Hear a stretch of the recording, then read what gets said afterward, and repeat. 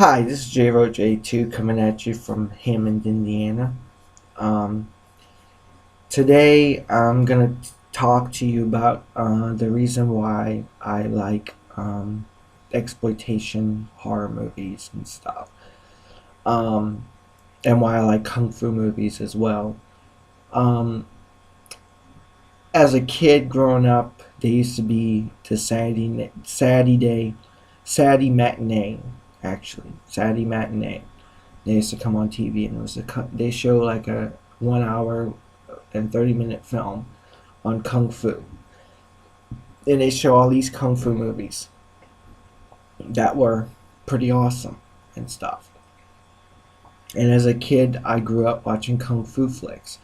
I remember watching Five Deadly Venoms, you know, on TV after it was done playing at the Grindhouse, it showed on TV, and I was like, wow, this is a great movie, and I enjoyed it and stuff. I also saw Lone Ninja Warrior. I saw these ninja movies and stuff like Ninja and the Deadly Trap, Full Metal Ninja, stuff like that. And I always enjoyed those type of movies because those were like the best movies to watch.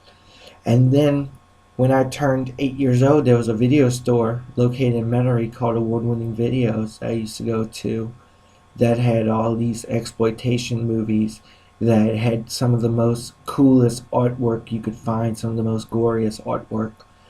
And I remember watching it, well, looking at the video covers and being scared and thinking, my God, these are some really cool drawings on this, on these video boxes and stuff. And the exploitation movies had the best artwork on their videos, which I thought was amazing because, when you look at high budget movies, they don't have this cool artwork on their videos like the exploitation movies did. The exploitation movies had the best artwork.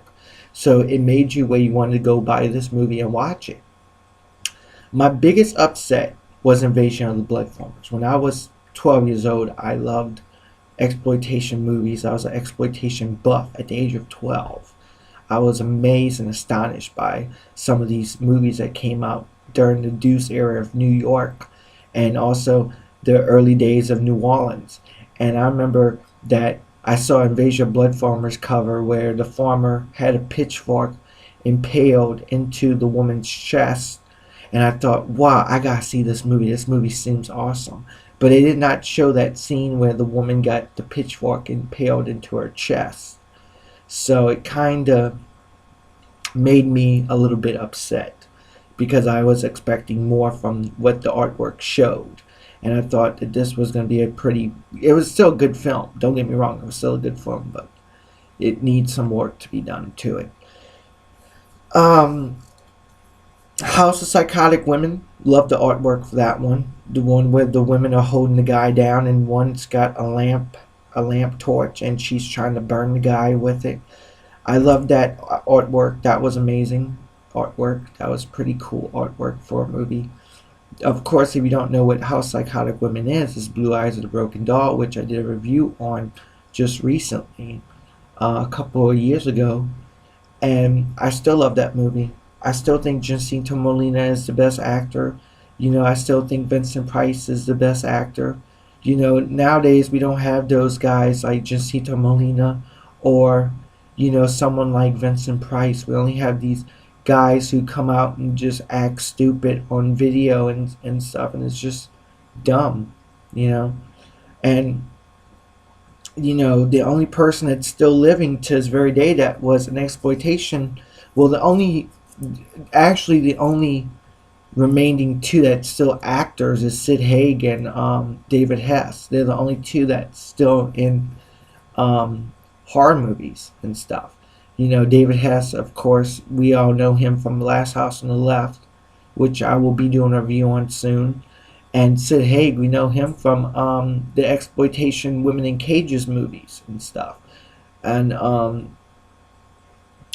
you don't have that same vibe that you did like back in the 70s when it was like you couldn't show certain things on TV.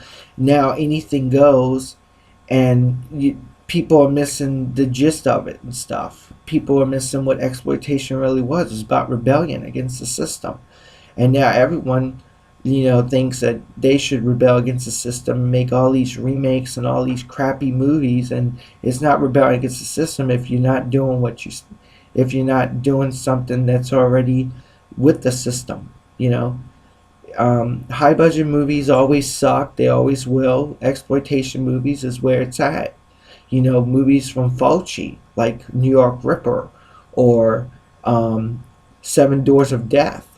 Those movies are like the classics, or Zombie from Lucio Fulci.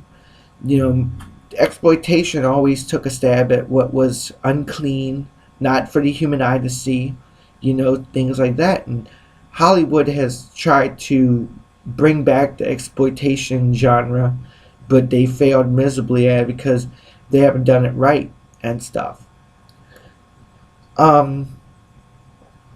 And kung fu movies, the new kung fu movies that come out, they're just, string together, pace flying scenes with CGI.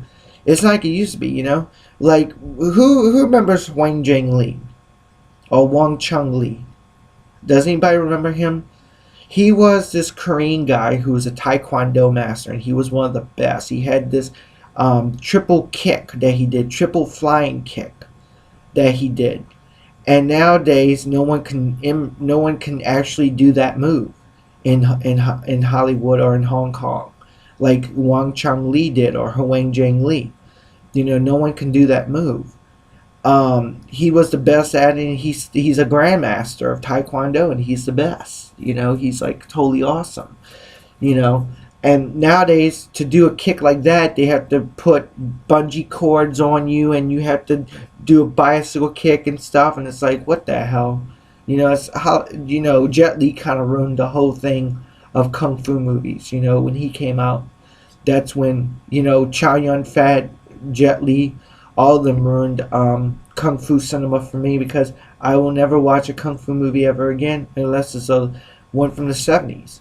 Like the old ones where they had the white bearded, long white hair karate masters that just were like, "You're going to die today. Oh yes, you will die." Those type of guys. Nowadays you don't get that. I mean, Kill Bill was good. Kill Bill, Quentin Tarantino movies are kind of alright. But they kind of, in a way, it's kind of a chuckle. To me, it's kind of like a chuckle to like, well, this movie when it came out in the 70s and it was an exploitation movie, ha ha ha ha, kind of like that. But anyway, that's my story. I'm sticking to it. Okay. This is J Roach 82 signing out. And remember, if you see a flying spaghetti monster, stick a fork in it and eat it. It's delicious. Peace. Bye.